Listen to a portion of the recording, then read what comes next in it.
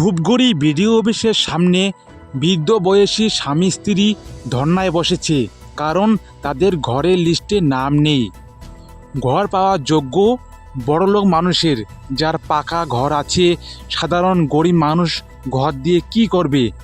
এটাই এই যুগের নীতি। এটা পশ্চিমবঙ্গ। এখানে যাদের বাড়ি ঘর গাড়ি সব আছে তারাই ঘর পাচ্ছে আবার। আর এই বৃদ্ধ বয়সী দুই স্বামী স্ত্রী, এদের বাড়িতে শুধু ভোটের সময় নেতা মন্ত্রী আসে ভোট চাইতে, কিন্তু এদের ঘরের লিস্টে নাম নেই।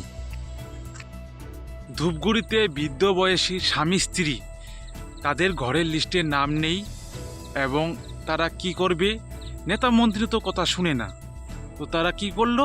তারা বিডিও অফিসের সামনে ধর্নায় বসলো, যেন তাদের ঘরটি নাম আসে এবং ঘরটি যেন তারা পায়।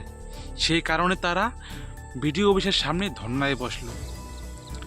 নেতা মন্ত্রী তো শুধু ভোটের সময় আসবে ভোট চাইতে, কিন্তু এই যে বৃদ্ধ বয়সী গরিব মানুষ, এদের কাঁচা বাড়ি, বর্ষার সময় খুব কষ্টের তারা দিন কাটে, শীতকালেও তারা খুব কষ্টে দিন কাটে।